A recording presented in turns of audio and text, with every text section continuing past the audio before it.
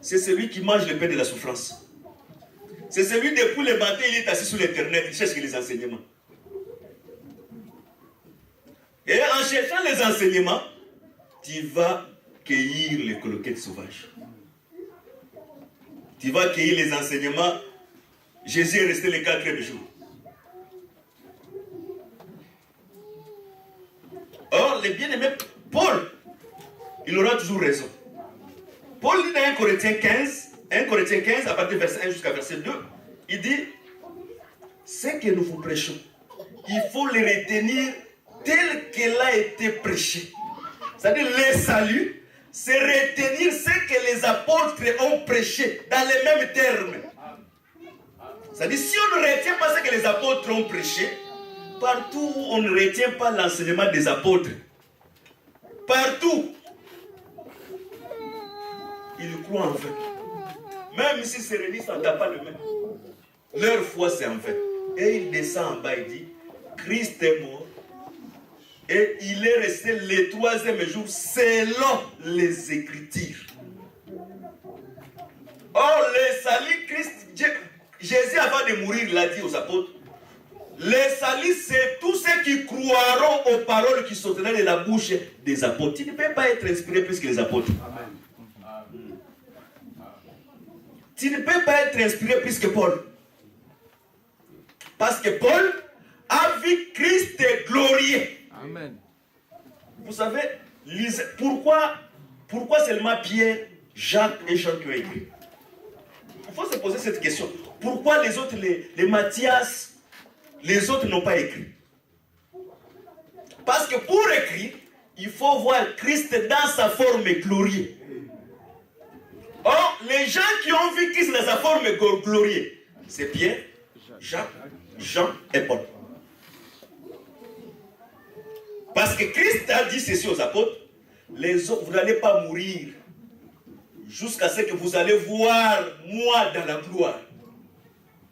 Avant que Christ meure, voilà pourquoi je vous dis chaque fois, si quelqu'un ne comprend pas que Jésus-Christ est Dieu, il est mort déjà avant de mourir. Amen.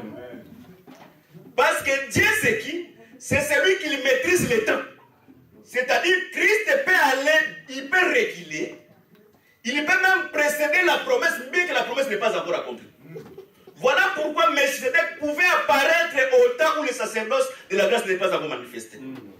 Voilà pourquoi Christ pouvait pardonner les péchés, mais sans effusion du sang.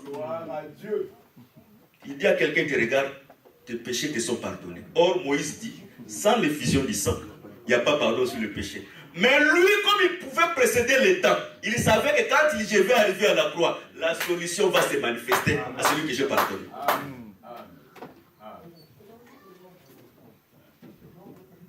Que le Seigneur vous bénisse. C'est-à-dire, lui, il maîtrisait le temps. Mais quand les gens ne comprennent pas, c'est là où le diable s'introduit. Et les gens qui vont adorer, ce sont les gens que leur nom n'est pas inscrit dans le livre de vie de l'agneau. Quand est-ce qu'on saura que ton nom n'est pas écrit dans le livre de vie de l'agneau? Quand dans ta vie, que depuis que tu es né, jusqu'au jour que tu vas mort, tu n'as pas écouté le ministère de la parole. Si tu n'as jamais encore écouté le ministre, sache-le que ton nom n'est pas inscrit dans le livre de vie de l'agneau. Parce que le ministère, c'est la main de Dieu. Or, ce que Dieu détient dans sa main droite, personne ne peut l'arracher. Or, la main droite, ce sont les gens qui ont écouté le ministère. Et le ministère a ramené le Saint-Esprit dans la vie de ces personnes. Parce que tu ne peux pas avoir le Saint-Esprit sans pourtant écouter le ministre de la parole. Même si tu vas prier le matin et le soir.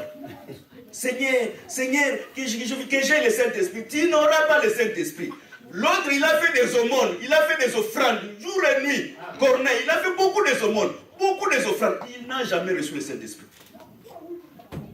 Mais les jours que les apôtres sont venus, parce qu'un ministre, c'est un porteur du Saint-Esprit. Okay. Les jours que les apôtres, quand seulement ils ont ouvert la bouche, c'est-à-dire, nous comprenons que pour que quelqu'un reçoive le Saint-Esprit, il faut que la bouche soit ouverte. C'est-à-dire, si Pierre, Jacques, Jean ont écrit, parce que Christ a dit avant que parmi vous, il n'a pas dit tout le monde, il a dit parmi vous. Avant que vous puissiez mourir, vous me verrez dans ma gloire. Bien que le temps n'était pas encore, parce que Christ, pour qu'il revête la gloire, il fallait qu'il meure, qu'il résiste et qu'il soit glorifié. Mais lui, comme la divinité était en lui, il avait la capacité même de maîtriser, de reculer, d'avancer dans le temps. Il a avancé le temps. Et il a apparu devant Pierre, Jacques, et il transfigura. Et l'éclat de sa lumière s'était devenu comme étant le soleil. Or, Christ aura l'état de l'éclat du soleil que dans sa seconde venue, quand il reviendra comme prophète en Israël. Mais comme il était Dieu, il pouvait précéder le temps, il a apparu à Pierre et Jean. Voilà pourquoi Jacques, Jean et Pierre, ils avaient la capacité d'écrire parce qu'ils ont vu Christ glorifié. Et Paul pouvait facilement écrire parce qu'il a vu Christ glorifié. Mais qui es-tu toi de contredire Paul, Jacques, Jean et Pierre? Tu as eu cet évangile où?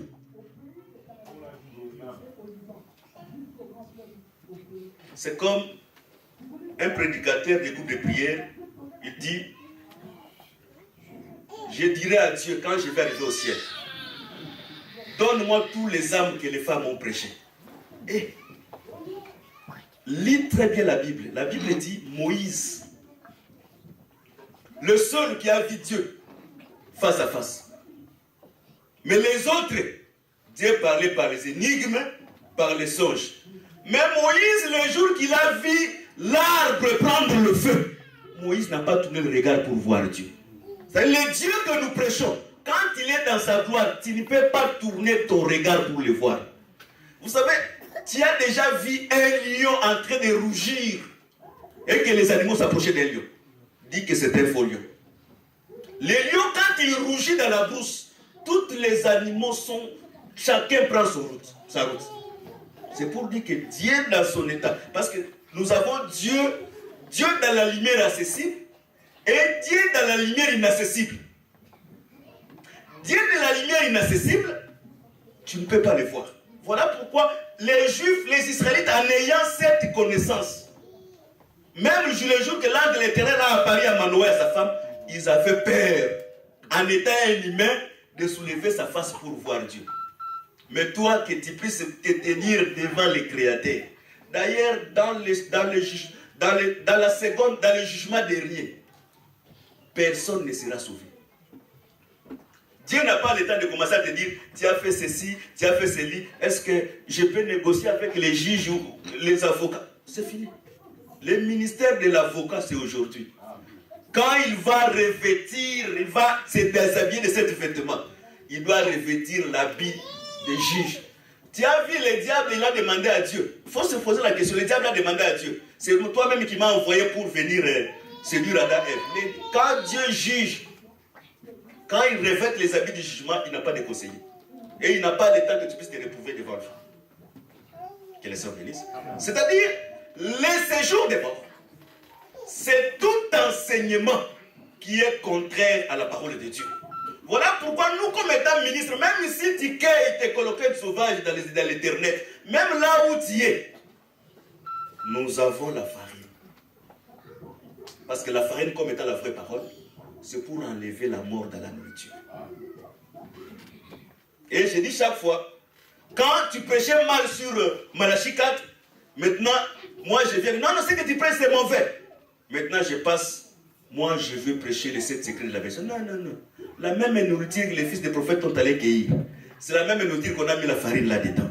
Si tu as la connaissance de la farine, le même enseignement qu'il a été prêché, c'est le même enseignement que tu dois nous donner la vie. Que les sœurs bénissent. C'est lui qui montait. Le séjour des morts lui accompagnait. Le séjour des morts, c'est la maison de la femme prostituée qui a pour mission de séduire les jeunes stupides. Or, la maison de la femme prostituée, c'est Babylone la Grande. Babylone la Grande, c'est celui qui a séduit les gens par la luxure. La luxure, la luxure, quand il dépasse les bornes de ce que tu as, ça devient satanique. Voilà pourquoi la Bible dit que les gens n'aiment pas les habits somptueux, les histoires somptueuses. C'est à cause du luxe. Parce qu'en sachant que le luxe, c'est la grande Babylone. Une église qui a Dieu ne peut pas tourner le regard des gens vers les biens de ce monde. Non, si tu fais ceci, tu iras de l'avant, tu seras une grande personne. Toi, parmi les 10 personnes qu'on va compter dans ce pays, tu seras parmi eux. Mon frère, même les apôtres n'ont pas atteint le niveau financier de Joseph d'Arimathée. C'est-à-dire, même si Dieu te bénit, tu ne dépasseras pas Bill Gates. Lui, il est très riche et sa richesse est devenue satanique. Pourquoi je dis satanique? Vous allez dire, mais pourquoi il dit qu'il est satanique? Mais ce n'est pas moi, c'est le frère Paul. Paul dit, je conseille aux riches des siècles présents d'avoir la générosité, 1, d'avoir la libéralité, 2, et de ne pas seulement amasser les trésors des siècles présents, mais d'amasser aussi les trésors qui est placé sous les siècles à venir. C'est-à-dire, quand tu es riche selon Dieu, tu dois premièrement avoir les finances et tu dois être aussi riche en parole. Mais Bill Gates, il est pauvre en parole. Voilà pourquoi sa richesse devient les racines de tous les maux. Nous prions que Dieu nous donne ce qui peut nous permettre à mieux vivre, à nourrir nos familles. S'il faut aider la famille, nous aidons. S'il faut contribuer à l'église pour l'avancement, nous contribuons. Si cela nous suffit, gloire soit rendue à Dieu. Mais dans le pays où nous sommes, où d'autres femmes ne savent pas qu'ils sont impliquées par l'esprit de l'Antéchrist, où la femme a plus la vision que l'homme. Ce n'est pas mauvais dans une certaine portion, mais ça devient mauvais aussi.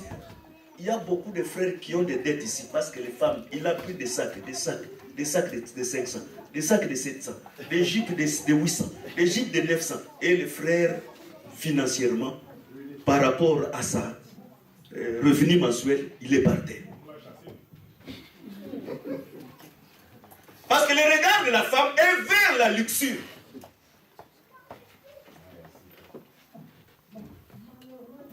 Nous ne disons pas que les frères n'habillent pas bien les femmes. Parce qu'un homme, c'est un jardinier. Okay. Comme Adam, il fit un jardinier qui devait garder et labourer les jardins. C'est-à-dire, la femme, tu dois les labourer afin que les jardins soient présentables. Très bien. Mais nous voulons que les femmes, en dehors de regarder ce qui est luxueux, vous savez, nous, les femmes africaines, nos sœurs femmes africaines, à la manière des hommes, coûtent par rapport aux femmes blanches. Parce que le blanc, il fait ses projets par rapport à son budget. Mais nos sœurs font des projets, non par rapport au budget, mais par rapport à ce que lui il a de voir.